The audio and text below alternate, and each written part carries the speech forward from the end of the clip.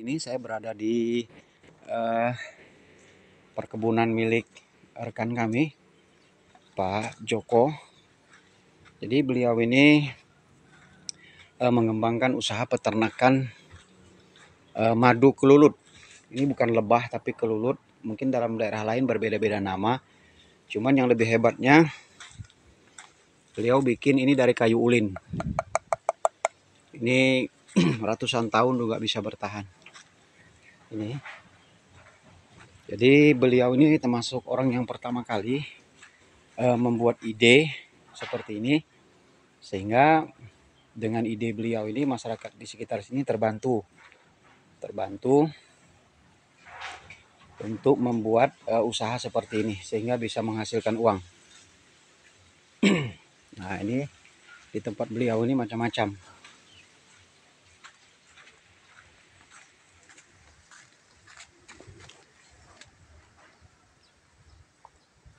Ini tempat masuknya. Tuh. Oke. Nah, asalnya seperti ini sarangnya. Cuman kalau seperti ini kan dari pohon kayu yang ditebang, diambil sarangnya, kemudian ditransfer ke sini secara alami. Kebetulan ada usaha perikanan juga beliau. Nanti saya tunjukkan madu yang udah dipanen.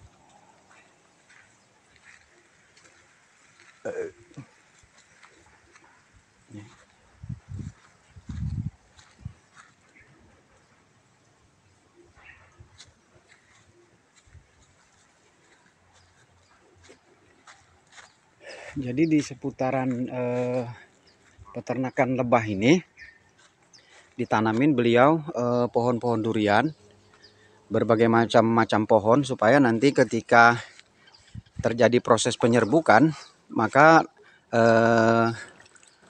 hewan-hewan yang diternak oleh beliau itu akan akan memakan bunga-bunga ini, sehingga berbagai macam unsur kebaikan yang ada pada proses penyerbukan akan dimakan oleh hewan tersebut, sehingga mutu daripada lebah madu daripada kelulut, Iman Joko.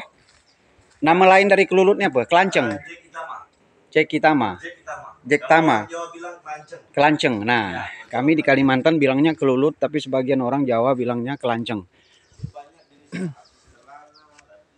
Jadi menurut beliau ini, karena beliau sebagai orang yang pertama kali membuat usaha seperti ini, kemudian dari usaha ini beliau ini mengajak para petani yang ada di wilayah ini untuk mengembangkan usaha sehingga bisa membantu perekonomian masyarakat juga.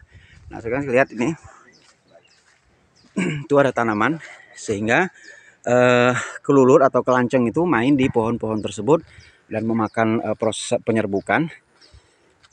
Menurut beliau itu dengan banyaknya jumlah tumbuhan yang dimakan oleh hewan-hewan itu, sehingga kualitas atau mutu daripada madu yang dihasilkan itu menjadi baik. Nah, ini wilayahnya.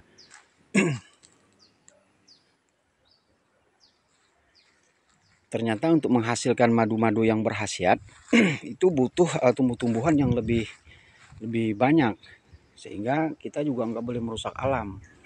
Jadi kata beliau, semakin banyak tumbuhan semakin banyak khasiatnya, termasuk pohon indigo vera. Indigo vera itu menurut beliau proses penyerbukannya sangat baik untuk kesehatan. Nah, ini ada kedondong, ada durian bawor, musangking, ini oce, duri hitam. Kemudian ada lengkeng. Nah, kita lihat beliau ini lagi memberi salah satu sahabatnya madu. Kita lihat. Wih.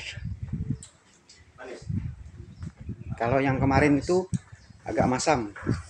Ya, siap. Siap. Nah, ini madunya cukup kental. Luar biasa. Cukup. Luar biasa. Jadi sebenarnya takaran madu orang dewasa itu nggak boleh 1 sendok 2 sendok, nggak boleh Bang Lutfi. Jadi ini kita tanya ahlinya. Jadi sebenarnya ukurannya kita bisa minum ini satu ini nih untuk apa? Untuk 2 minggu boleh. Jadi takaran bobot tubuh kita kayak dosis.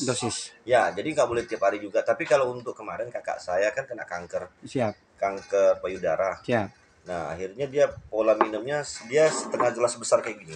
Itu dibuat 3 kali sehari selama 3 bulan. Siap. Dia sudah menghabiskan kurang lebih 15 liter. Artinya dengan dosis tertentu itu ya, untuk tahapan terapi. Untuk memperbaiki jaringan yang habis operasi, kemoterapi ini paling baik. Kalau untuk asma nih, Bang Joko asma gimana? paling bagus. Proses konsumsinya? Konsumsinya gini, jangan minum air. Jadi kalau untuk penderita asma itu nggak boleh minum air setengah jam setelah minumnya. Karena mengapa? Madu ini efeknya panas. Siap. Di kerongkongan kita ini kan ada steroid ya. Steroid. Nah, kelenjar steroid. Nanti biarkan dia menghapus ini lendir. Efek panas itu mencairkan lendir yang ada di tenggorokan kita, di trakea kita ini. Oke, siap. Itu tujuannya begitu. Berarti setengah jam setelah minum madu ini kita tidak boleh minum air ya. Ya. Oke. Nah, ini penjelasannya sangat bermanfaat. Makanya saya bilang beliau ini dulunya rekanan kami juga, akhirnya beliau memutuskan untuk buka usaha seperti ini. Nah, alhamdulillah dari usaha beliau ini banyak masyarakat yang ada sekitar ini terbantu. Ada apa-apa ke depan, baik hukum, baik masalah-masalah lain, masalah pertanian, datang. Ya, siap. Nah, saya juga datang ke kita. Dalam hal ini beliau ketika Allah menakdirkan saya menjadi anggota DPR, kalian jangan khawatir dengan saya. Siap. Kalian jangan khawatir, karena bagi saya, diri saya, jiwa saya memang untuk rakyat. Oke, jadi beliau ini sebelum punya keinginan yang luar biasa. Mengatakan hari ini, tapi memang sudah sebelumnya memang saya sudah mengatakan itu kepada orang. Maka saya bilang, jika ada yang mengatakan saya jahat, apa jahat saya? Ketika mengatakan orang salah, datang buktikan kesalahan saya. Ya. Bukti tidak ada, bukti tidak ada itu fitnah. Jadi beliau ini alhamdulillah punya cita-cita yang baik. Jadi sebelum beliau ini punya keinginan untuk menjadi anggota legislatif juga, beliau udah sukses, ya kan? Udah banyak berbuat untuk masyarakat di sekitar sini. Lalu musim penyakit ya. Assalamualaikum warahmatullahi wabarakatuh. Jadi perlu saya sampaikan juga sahabat pencinta durian kampung semuanya, beliau ini sebenarnya walaupun nggak mencalon jadi anggota legislatif, beliau udah kaya raya sebenarnya beliau ini. Jadi punya usaha hampir beberapa daerah, dan kemudian usaha ini banyak yang memang diperbantukan untuk masyarakat tanpa pamrih beliau. Jadi kalau ada yang baik kenapa nggak kita dukung. Nah, ini beliau, mudah-mudahan sehat walafiat beliau ini, dikabulkan Allah cita-citanya. Kita mohon dukungan juga. Nah, mudah-mudahan dalam keadaan sehat walafiat.